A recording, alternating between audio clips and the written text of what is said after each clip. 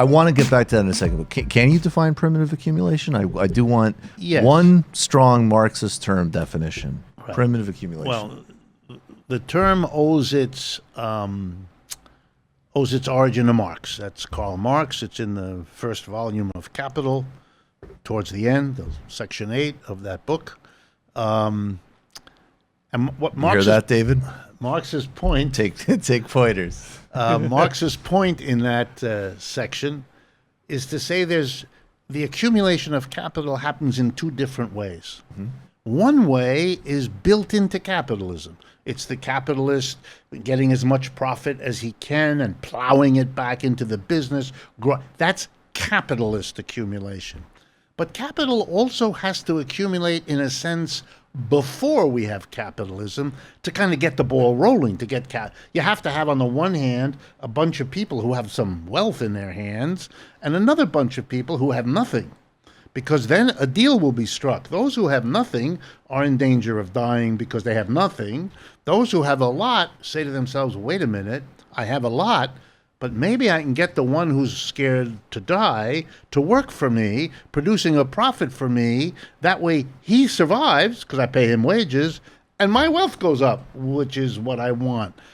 How did you get things set up that way? How did you have a situation where a large number of people were desperate, had nowhere to turn, and a relatively small number of people had a big pot of money in their hands with which to hire them? The enclosure of the commons? Right. The process of that happening before capitalism is called primitive accumulation. And the example Marx gives is England in the 16th, 17th, 18th centuries, where you had peasantry, the famous English yeoman peasant, self-employed little peasants, who survived partly out of their little land and their animals, but partly out of the very crucial commons, the ability of every peasant in an area to graze his or her cattle on the common meadows, to go into the common forest for hunting, for getting wood. And there were these shared resources. And at a certain point, the landlord class took the meadows, took the woods, shut them, fenced them, literally fenced them, called the enclosure movement, because they literally enclosed the formerly common areas, denied the peasants couldn't survive because they needed that land to graze, they needed the wood, they needed the hunting. So the peasants then leave the countryside, because they're dying there, they can't survive, and go into the cities. When they arrive in the cities, they have nothing.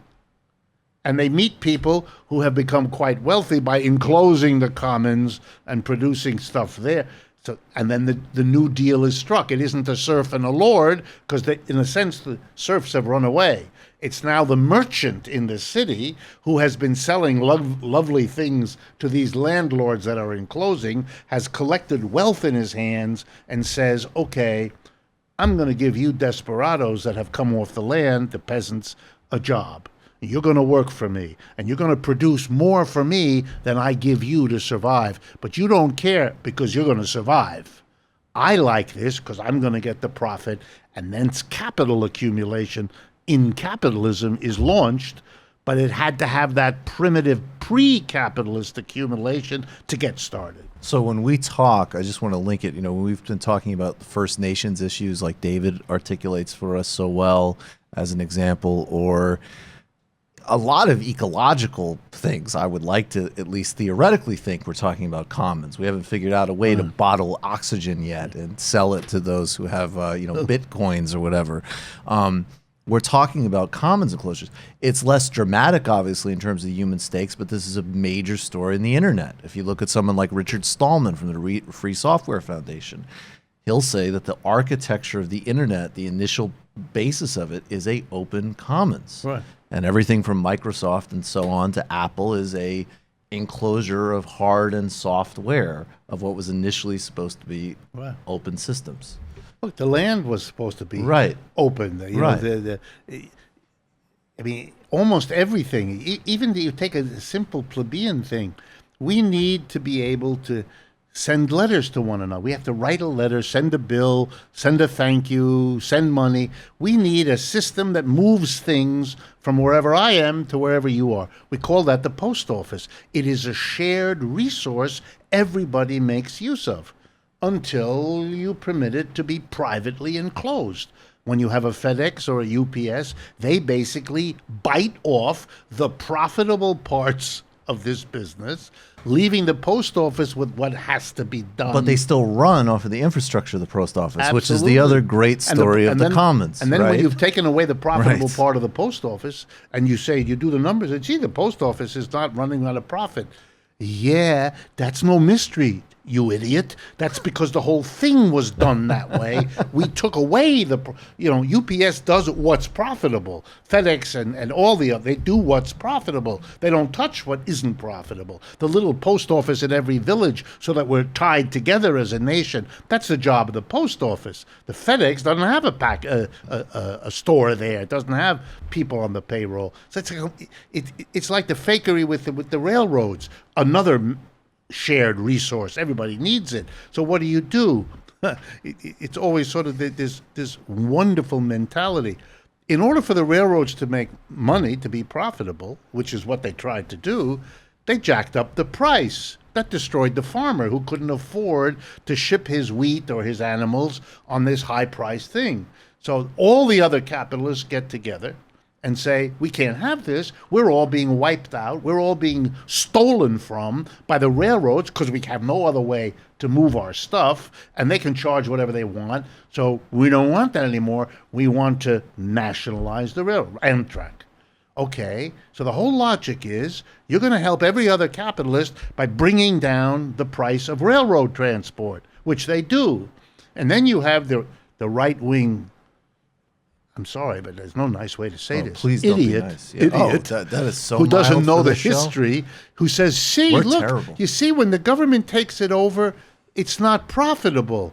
You moron, what are you doing? You don't understand anything. I mean, it's not because the government took it over that it's unprofitable. It's because the whole point of this exercise was that the rest of the capitalists wanted to become profitable by having this subsidized train service. And you're beyond words. You created the railroads, put them under government control to bring down the price, which of course would kill their profits. And the corresponding profit went up for everybody who used the railroad.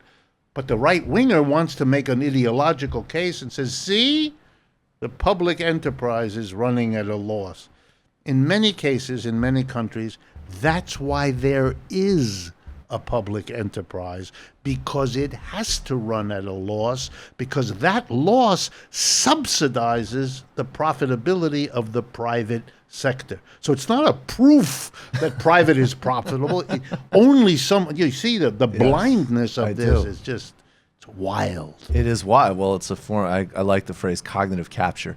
You've just watched a Michael Brooks show video, and you can watch all of our full main live shows every Tuesday night at around 7 p.m. Eastern Time, and subscribe to get all of the clips you want. We're covering the globe. We're focusing on international relations, the intellectual dark web. We're having fun. We're doing deep dives with a lot of amazing guests. Of course, become a patron for the whole thing at patreon.com/TMBS, or subscribe to this YouTube channel and help us keep growing and get that content out there. Subscribe below.